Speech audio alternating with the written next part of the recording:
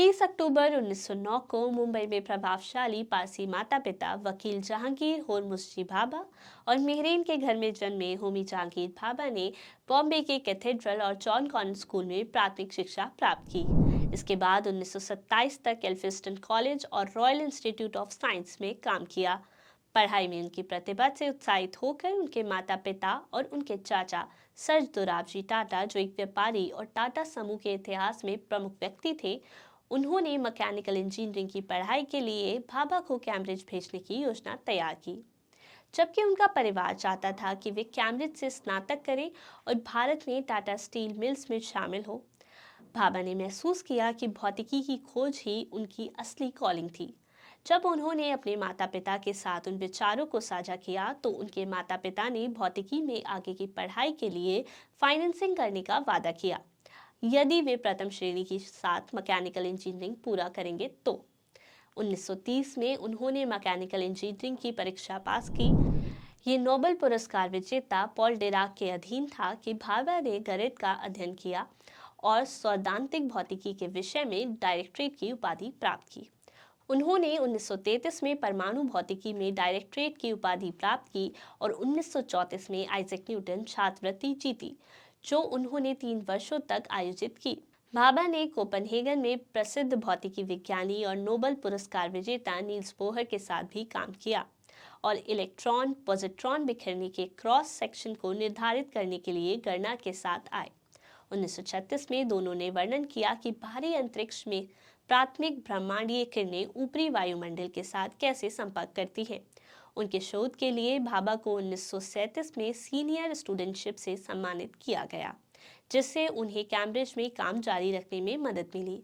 उन्होंने भारतीय विज्ञान संस्थान बेंगलोर में भौतिकी विभाग में एक रीडर के रूप में एक पद स्वीकार किया, जिसका नेतृत्व तब प्रख्यात भौतिकी विज्ञानी सी.वी. रमन ने किया था। 1940 के दशक में भारत को ब्रिटिश शासन की जंजीरों से आज़ादी मिलने से पहले ही उन्हें इस बात का एहसास हो गया था कि एक मजबूत देश के निर्माण के लिए परमाणु कार्यक्रम महत्वपूर्ण होगा। इसलिए भारत के स्वतंत्र होने के बाद भाभा ने 1948 में परमाणु ऊर्जा आयोग और 6 साल बाद परमाणु ऊर्जा विभाग के गठन में महत्वपूर्ण भूमिका निभाई।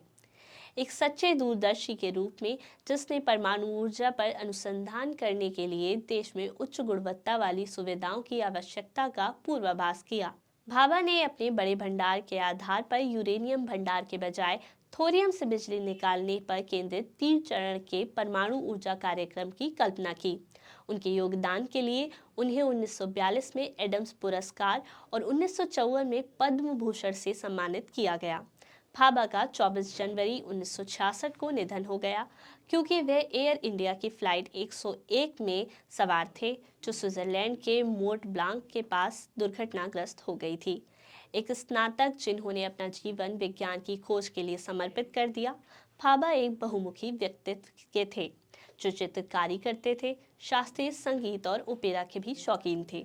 वे मलाबार हिल्स में एक विशाल बंगले में मेहरानगीर में रहते थे, जिसे बाद में 2014 में नीलाम किया गया था।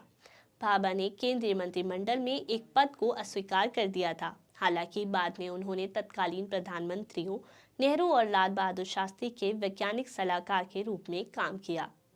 होमी जहांगीर भाभा को ज्यादातर भारत के परमाणु कार्यक्रम के मुख्य वास्तुकार के रूप में जाना जाता है। हालांकि भारत के विकास में उनका योगदान परमाणु ऊर्जा के क्षेत्र से कहीं आगे तक जाता है।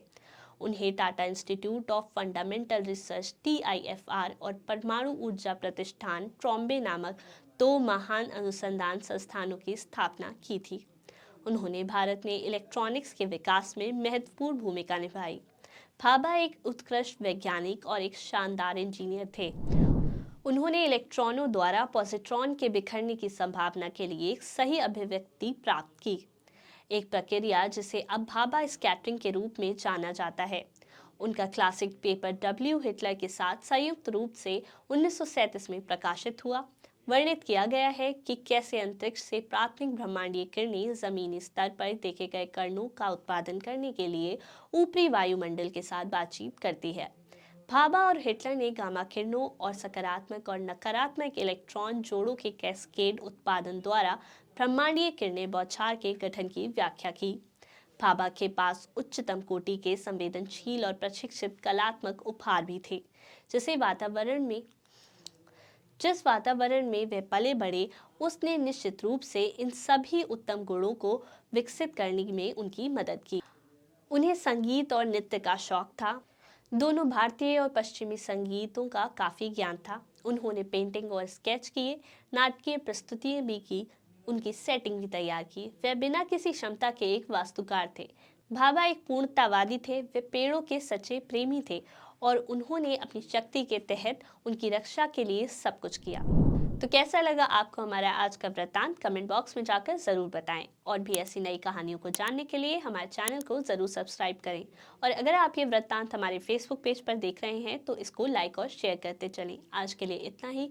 कल फिर मिलते हैं किसी और नई कहानी के साथ। तब तक के लिए नमस्कार।